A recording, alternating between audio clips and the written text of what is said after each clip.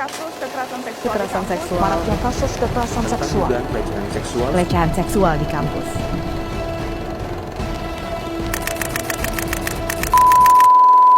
Tiga dari 5 perempuan di Indonesia mengalami kekerasan seksual sekali di dalam hidupnya. Hai, saya Eksami Aurora dengan NIM 250901033 dari Fakultas Ilmu Sosial dan Politik, Prodi Sosiologi. Kita akan membahas politik kupu-kupu, strategi perlawanan isu kekerasan seksual di kampus dengan media pemberitaan. Kasus kekerasan seksual terus berkembang hingga pada ranah lingkungan pendidikan, yaitu kampus, sudah menjadi hal yang terus bermunculan. Kekecewaan sudah menjadi hal biasa dan ketidakseriusan kampus dalam menghadapi kekerasan seksual sering dan masih terjadi pada institusi itu sendiri. Kekerasan seksual di kampus Indonesia sudah muncul sejak tahun 2000-an, yaitu dekade pertama. Peristiwa yang cukup mencolok ialah Agni, seorang mahasiswi dari Universitas Gadjah Mada pada tahun 2017 mendapatkan dukungan dan tuntutan publik semakin menjadi-jadi melalui media sosial dengan pesan bertagar mengadopsi cara tersebut dengan dukungan #KitaAgni. Bentuk kampanye bertagar ini diinisiasi oleh aktivis dan feminis di Amerika melalui pesan #MeToo. Nah, kemudian cara ini diadopsi oleh para aktivis di berbagai negara dunia, termasuk yaitu Indonesia. Gerakan sederhana dan kolektif ini disebut pertama kali oleh McKinnon sebagai strategi politik kupu-kupu atau butterfly politik. Merupakan istilah yang menggambarkan suatu langkah kecil feminisme yang secara kontinu menciptakan dampak yang besar. Hal ini menjadi gerakan perlawanan dan tuntutan terhadap kekerasan seksual di kampus yang secara konseptual dari berbagai gelombang perlawanan hingga menjadi keberhasilan dalam menyuarakan kekerasan seksual di kampus.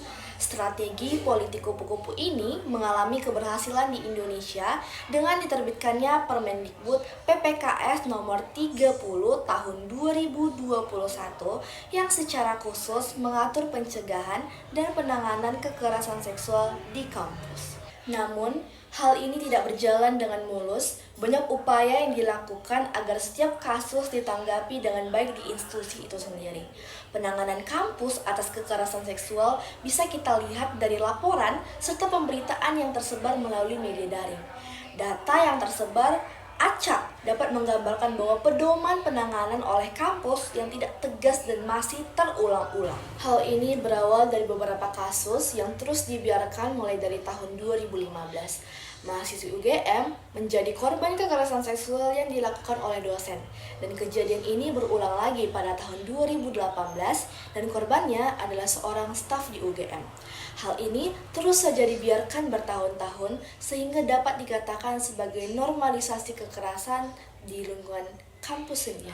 Beberapa contoh ini menunjukkan bahwa ekspresi dan mekanisme yang dilakukan kampus dalam menangani kekerasan seksual ialah dengan cara menutupi, menormalisasi, serta membuat aturan yang menutupi seolah-olah sesuatu yang begitu privat dan tidak seharusnya diketahui oleh publik. Kemuakan mahasiswa dari berbagai universitas, amarah, emosi yang sudah lama merendam membuat mahasiswa melakukan gerakan perlawanan hingga muncullah politik kupu-kupu.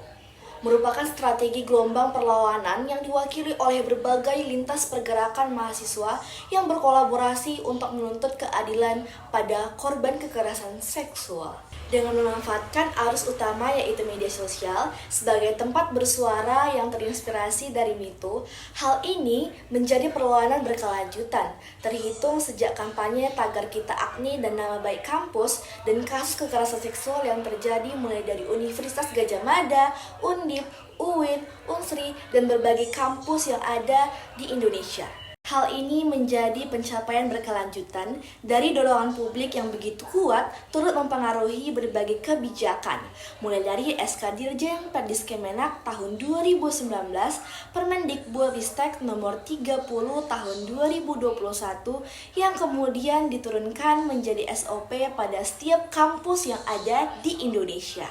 Nah, pada akhirnya setiap kasus kekerasan seksual akan turut mengajukan sebuah pertimbangan serta keberhasilan politik kupu-kupu dalam mobilisasi media sosial yang nantinya akan selalu ditinjau ulang melalui asas perlindungan korban, bukan saja kecepatan informasi dan juga kekuatan strategi, melainkan pada penggunaan media sosial akan patut menjaga kenyamanan dan hak korban kekerasan seksual.